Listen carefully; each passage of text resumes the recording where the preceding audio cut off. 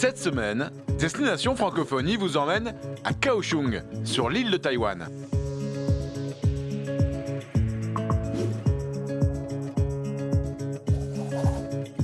Bonjour et bienvenue à Kaohsiung. Lorsqu'on évoque la troisième ville de Taïwan, avec ses 3 millions d'habitants, on pense toujours à son port, l'un des plus importants de l'île, voire l'un des plus grands du monde, notamment pour le transport des conteneurs. La ville est aussi parsemée de temples où vous pouvez poser des questions utiles sur votre avenir. Et quand le soir tombe, il faut absolument se promener au marché de nuit. Et puis il faut s'arrêter pour manger du riz gluant dans des feuilles de bananier avec dedans du porc, des champignons et au-dessus des cacahuètes. Et si vous avez encore une petite faim, vous prenez une crêpe à l'huître avec un petit peu d'œuf et du soja. Puis si vous avez encore envie, vous pouvez toujours prendre une petite brochette de calamar. Et vous terminez par un bon gros jus de papaye. Bonjour Taïwan! Kaohsiung est aussi une ville très culturelle et il y a de très nombreuses salles de cinéma. Et ce soir, il y a même un film en français, c'est L'autre continent, une coproduction franco-taïwanaise. La ville compte aussi une alliance française qui offre des cours et des activités culturelles liées à la francophonie. La langue française à Taïwan, vous allez surtout la trouver dans les universités. Et c'est le cas ici, à Kaohsiung, à l'université Wenzhou, située sur un très beau campus au nord de la ville. Et si je vous emmène dans cette université, c'est parce que le département de français est le plus grand du pays et ce qu'il propose est tout simplement incroyable. Bien sûr, les professeurs enseignent le français de manière standard, mais ils déploient surtout des trésors d'inventivité pour donner envie aux étudiants taïwanais d'apprendre le français. Et c'est parti pour un petit marathon. Nous allons d'abord retrouver Agnès qui joue avec ses étudiants un sport international et si français, la pétanque.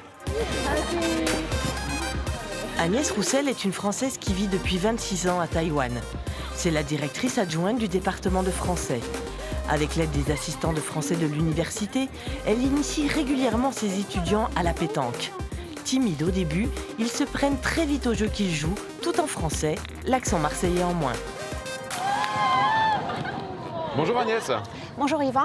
La pétanque, c'est un moyen amusant qui permet aux élèves de s'exprimer en français. Écoute, oui, l'avantage c'est qu'on sort du cadre de la classe et les élèves se retrouvent sur ce terrain sport et ils peuvent mettre en pratique des phrases très très simples et s'amuser en même temps tout en jouant à la pétanque. Ils pratiquent le français. Il y a quelques phrases relatives à la pétanque comme pointe, vas-y, vise bien, lance bien ta boule. Et puis ça s'entend, ils sont très contents de parler français. C'est une manière très naturelle en effet d'utiliser le français. Puis ça permet de former l'esprit d'équipe. Je vais maintenant retrouver Utu. Elle est professeure et elle fait un cours de français avec la cérémonie traditionnelle du thé taïwanais. Les tasses à déguster, ok. Ça va, c'est bon? Uchun est une professeure qui s'est formée au français pendant plusieurs années en Belgique qu'elle considère comme sa deuxième patrie. Plusieurs fois par an, elle organise avec ses étudiants la cérémonie du thé, une tradition à Taïwan. Une manière originale de communiquer en français autour d'une pratique culturelle à laquelle les Taïwanais sont très attachés. Bonjour Uchun. Bonjour Yvonne. Pourquoi c'est intéressant de faire un cours de français avec la cérémonie traditionnelle du thé taïwanais? Je pense que c'est très important de faire travailler la langue dans une situation réelle. Donc j'imagine, par exemple pour les élèves, ils peuvent utiliser la langue française pour promouvoir la culture taïwanaise. Et ça assure une communication mutuelle entre eux et avec les étrangers qu'ils vont rencontrer. Et surtout avec le thé, je pense que c'est comme le café en France. Et comme ça, avec cette cérémonie, ils peuvent déguster un peu le thé et aussi pour parler un peu de la vie quotidienne, de partager leurs avis. À l'université Wenzhou, on fait du théâtre et du théâtre en français. Nicolas Avila est l'un des nombreux professeurs français tombés amoureux de Taïwan et qui a décidé de rester à l'université Wenzhou pour enseigner le français. Depuis plusieurs années, Nicolas le fait aussi à travers le théâtre. Avec les étudiants de dernière année, il réécrit sous forme de pièces un roman francophone contemporain. La troupe répète pendant plusieurs mois pour la jouer ensuite dans le théâtre de l'université. Nicolas, pourquoi le théâtre est un bon moyen d'aborder la langue française? Parce que, selon moi, quand on apprend une langue, et surtout une langue aussi différente de leur langue maternelle ici, il faut appréhender ça d'une façon assez théâtrale. Chaque dialogue, chaque leçon qu'ils apprennent, je leur demande d'exagérer énormément, de parler fort. Et je trouve que c'est une bonne façon d'essayer d'appréhender les sentiments, le rythme de la langue, etc. Pour leur futur travail, pour leur entretien d'embauche, n'importe quoi, ça peut les aider énormément à gérer leur stress. Et pour moi, c'est très important.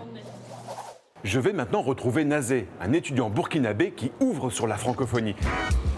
Nazé est arrivé il y a 7 ans du Burkina Faso à l'université Wenzhou pour y faire des études de chinois. Un choc culturel tant pour lui que pour les Taïwanais. Très peu d'Africains vivent en effet à Taïwan. Un autre professeur de français de l'université, Vincent Rollet, lui propose donc régulièrement de venir présenter son pays et son continent aux étudiants qui leur accolent souvent beaucoup de clichés. Bonjour Nazé. Bonjour. Qu'est-ce que tu essaies de transmettre aux étudiants taïwanais? Moi, je pense que c'est une autre image de l'Afrique. Une image autre que ce qu'on montre à la télé, une image autre que la misère africaine. Et ils pensent de l'Afrique comme étant un pays et non un continent. Je pense que c'est vraiment un moyen de faire connaître aux jeunes Taïwanais que la langue française, c'est mondial. Ce n'est pas que la France. Les valeurs que partage la francophonie, c'est les valeurs de la paix. Et donc, si on peut, à travers le français, transmettre ces valeurs aux étudiants qui vont gouverner Taïwan demain, ça veut dire que voilà, c'est une autre porte pour faire passer les valeurs de la francophonie. Je vais maintenant quitter l'université et rejoindre François. Il est parti avec ses élèves faire un cours de tourisme pour faire découvrir Taïwan en français. François de Sulloz est un professeur français qui fait sortir ses élèves de l'université pour leur donner un rôle à jouer en français, celui de guide touristique. C'est le cas de Mention qui présente à ses camarades en français les richesses du patrimoine taïwanais. Une manière différente de s'exprimer en français et de faire naître des vocations dans ce pays qui connaît un développement touristique croissant. Oui, je pense que normalement, les élèves taïwanais apprennent aussi le confucianisme. Alors si vous souhaitez en savoir plus sur la langue française ici à Kaohsiung, rendez-vous sur notre site internet. Nous, on se retrouve bien sûr la semaine prochaine pour une nouvelle destination. Alors de Kaohsiung, je tire et je pointe et je vous dis à la semaine prochaine sur la planète francophone. Bravo!